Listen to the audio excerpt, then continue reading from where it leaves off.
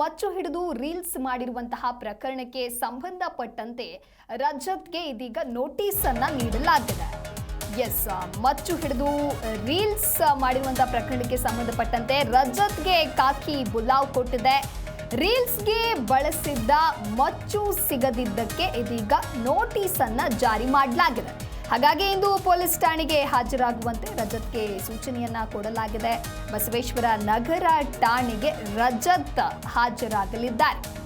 Notice ಅನ್ನ ಜಾರಿ ಮಾಡಿದ್ದಾರೆ. ಕಾರಣ ರೀಲ್ಸ್ ಬಳಸಿದ್ದಂತಹ ಮಚ್ಚನ್ನ ಅವರು ನೀಡಿಲ್ಲ ಅನ್ನುವಂತಹ ಕಾರಣಕ್ಕಾಗಿ ಆ ಮಚ್ಚು ಸಿಗದೇ ಇರೋದಕ್ಕಾಗಿ ಇವರಿಗೆ ನೋಟಿಸ್ ಅನ್ನ ನೀಡಿದ್ದಾರೆ. ಹಾಗಾಗಿ ಠಾಣೆಗೆ ಹಾಜರಾಗುವಂತೆ ರಜತ್ಗೆ ಸೂಚನೆಯನ್ನ ನೀಡಲಾಗಿದೆ. ಬಸವೇಶ್ವರ ನಗರ ಠಾಣೆಗೆ ರಜತ್ ಇವತ್ತು ಹಾಜರಾಗಲಿದ್ದಾರೆ.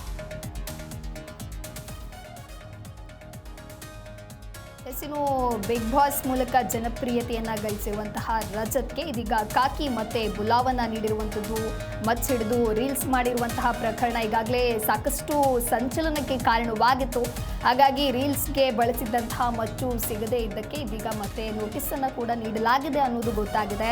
ಹಾಗಾಗಿ ರಜತ್ ಇವತ್ತು ಠಾಣೆಗೆ ಹಾಜರಾಗುವಂತೆ ಸೂಚನೆಯನ್ನ ಕೊಡಲಾಗಿದೆ. ಬಸವೇಶ್ವರ ನಗರ ಠಾಣೆಗೆ ರಜತ್ ಹಾಜರಾಗಲಿದ್ದಾರೆ ಅನ್ನೋದು ಗೊತ್ತಾಗಿದೆ. ಸೂಚನೆಯನ್ನ ನೀಡಿದಂತೆ ಇವರು ಠಾಣೆಗೆ ಇವತ್ತು ಹಾಜರಾಗ್ತಾರಾ ಇಲ್ವಾ ಅನ್ನೋದನ್ನು ಕೂಡ ಕಾದು ನೋಡಬೇಕಿದೆ. ಒಟ್ಟಾರೆಯಾಗಿ ಮಚ್ಚು ಹಿಡಿದು ರೀಲ್ಸ್ ಮಾಡಿರುವಂತಹ ಪ್ರಕರಣಕ್ಕೆ ಸಂಬಂಧಪಟ್ಟಂತೆ ರಜತ್ಗೆ ನೋಟಿಸ್ ಅನ್ನು ಕೂಡ ನೀಡಲಾಗಿದೆ. ಕಾರಣಕ್ಕೆ ರೀಲ್ಸ್ ನಲ್ಲಿ ಬಳಸಿರುವಂತಹ ಮಚ್ಚು ಸಿಗದೇ ಇರತಕ್ಕಂತಹ ಕಾರಣಕ್ಕಾಗಿ. ಹಾಗಾಗಿ ಠಾಣೆಗೆ ಇಂದು ಹಾಜರಾಗ್ತಾರಾ ಇಲ್ವಾ ಅನ್ನೋದನ್ನ ಕಾದು ನೋಡಬೇಕಿದೆ. ಬಸವೇಶ್ವರ ನಗರ ಠಾಣೆಗೆ ರಜತ್ ಇಂದು ಹಾಜರಾಗಲಿದ್ದಾರೆ.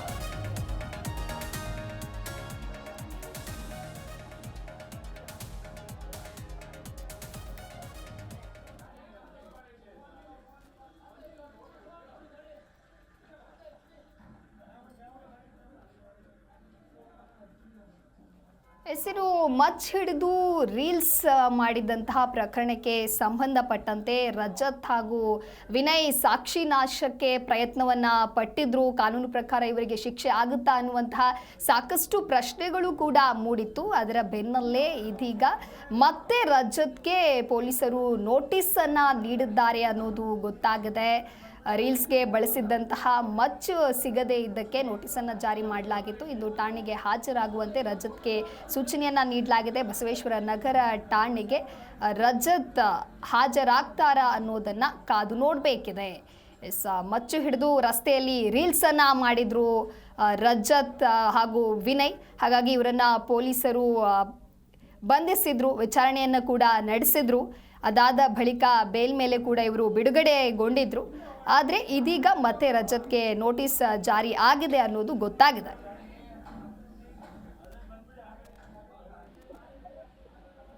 ಈ ಕುರಿತು ಮತ್ತಷ್ಟು ಮಾಹಿತಿಯನ್ನ ನೀಡಲಿದ್ದಾರೆ ನಮ್ಮ ಪ್ರತಿನಿಧಿ ವಿಶ್ವನಾಥ್ ದೂರವಾಣಿ ಸಂಪರ್ಕದಲ್ಲಿ.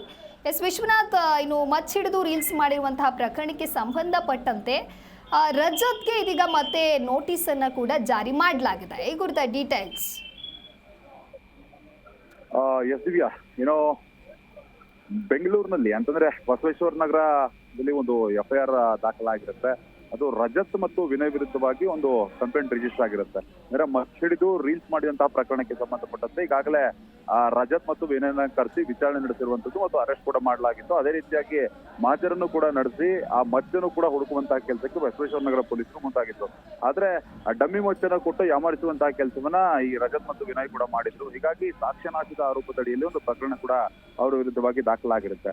ಈಗಾಗಲೇ ಪರಪ್ಪನಗ್ರಹಾರ ಜೈಲಿಗೆ ಅವರನ್ನ ಕಳಿಸ್ಕೊಡಲಾಗಿತ್ತು.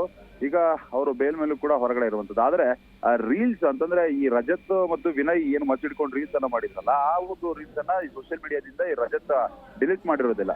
ಹೀಗಾಗಿ ಪೊಲೀಸರು ಕೂಡ ಅದನಿಗೆ ವಾರ್ನಿಂಗ್ ಅನ್ನು ಕೂಡ ಕೊಟ್ಟಿದ್ರು. ಎಲ್ಲ ವಿಡಿಯೋ ಏನೇನಿದೆ ಅದೆಲ್ಲವನ್ನೂ ಕೂಡ ಡಿಲೀಟ್ ಮಾಡಬೇಕು ಅನ್ನೋ ಒಂದು ಹಿನ್ನೆಲೆಯಲ್ಲಿ ತಾಕೀತನ್ನು ಕೂಡ ಮಾಡಲಾಗಿತ್ತು. ಆದ್ರೆ ರಜತ್ ತನ್ನ ಮೊಂಡುತನ ಏನಿದೆ, ತನ್ನ ಆಟಿಟ್ಯೂಡ್ ಏನಿದೆ ಅದನ್ನು ಕೂಡ ಮುಂದುವರಿಸಿರುವಂತದ್ದು. ಹೀಗಾಗಿ ಬಸವೇಶ್ವರ ನಗರ ಪೊಲೀಸರು ಆತನಿಗೆ ಒಂದು ನೋಟಿಸ್ ಅನ್ನು ಕೂಡ ಕೊಟ್ಟಿರುವಂತದ್ದು.